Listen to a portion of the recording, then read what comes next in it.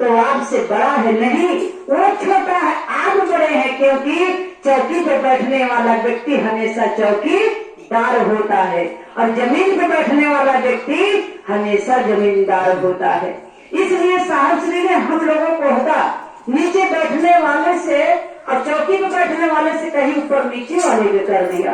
तो मेरे भाई बहन, यहाँ एक तस्मान सबको वही बताया जाता है कि आओ हम आप शिव को अपना गुरु बनाए और गुरु बना करके अपने जीवन में शिव भाव जगा ले।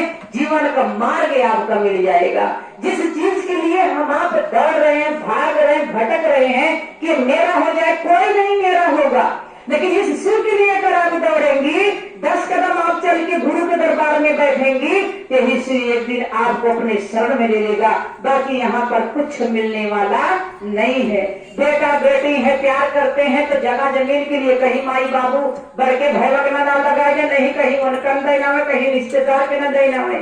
पति है तो वो भी अपने स्वार्थ के लिए पत्नी से प्रेम करते हैं कि पत्नी है तो एक रोटी बना कर देगी, हाथ नहीं जलेगा। सारा संसार मेरे भाई बहन यहाँ पर सब मतलबी है। यहाँ कोई अपना नहीं, हम भी नहीं किसी के, ना आप किसी के।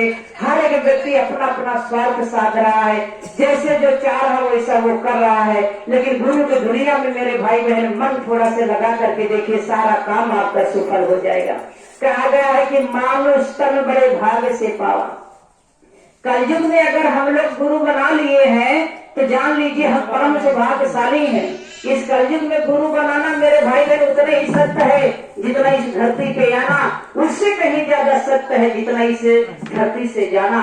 अगर आपने गुरु बनाकर इस धरती से अपना यात्रा करती हैं तो आपकी धरती भी यहाँ की सुखद हो जाएगी रहने का, और मानुष तन का मार्ग भी आपका सुंदर हो जाएगा। 4,84,000 योनियों में से सबसे सुंदर ये मानुष तन है, जिसमें हम आप क्या क्या नहीं करते हैं। हम आप खेत में बीज डालते हैं, खेत को काटते हैं, हम आप बहुत सारी बातें ऐसे कर लेते हैं जो घर तोड़ देता है, घर बना देता है। लेकिन मानुष तन में आए में सबसे बड़ा ज्ञान यही है कि मानुष तन जो भक्ति को भूल करके हम लोग आते हैं, उसको हम आप भूल जाते हैं, विसार देते हैं। और जो कि हम आप 9 महीना, 9 दिन, 9 घंटा, 9 मिनट, 9 सेकंड तक माँ के गर्भ में भक्ति को भूल करते हैं, लेकिन उसी भक्ति को हम आप भूल जाते हैं। कोई बात नहीं, शास्त्री कहते थे कि कल का भूला अगर आज आ जाए तो उसको भूला नहीं कहते।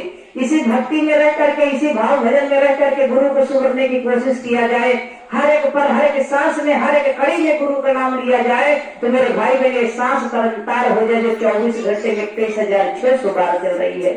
शास्त्री कहते हैं ये बड़ी कीमती चीज है। लाख रुपया कमा सकता है यही सांस लेकर के, 50,000 रुपया कमा सकता है। जब ससिए नहीं रहेगा तो किसका बेटा, किसका पति। जब तक सांस है किसी की बुराई मत करिए, किसी की चाय चुगलाई मत करिए, माता पिता का सेवा करिए। माता पिता से बड़ा कोई गुरु हो ही नहीं सकता, क्योंकि माता पिता के चरणों में स्वर्ग होता है, माता पिता के चरणों में चारों धाम होता है। जो माता पिता का सेवा कर ले गया मेरे भाई बहन, किसी मंदिर में उसको सर झुकाने की जरूरत नहीं पड़ती है। ये मेरे साहब श्री कहते थे, दीदी माँ कहती थी। हमको भी पता है कि माता पिता का सेवा सबसे बड़ा कर्म होता है, सबसे बड़ा धर्म होता है।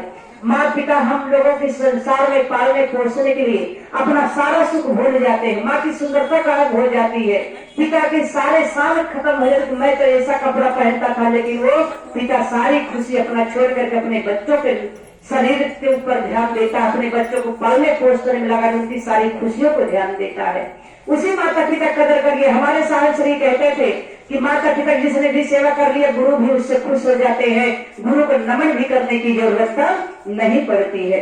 इसलिए आओ हम आप शिव को अपना गुरु बनाए और गुरु बना करके 3 काम करना शुरू कर दीजिए। दया चर्चा, नमः शिवाय। तो आइए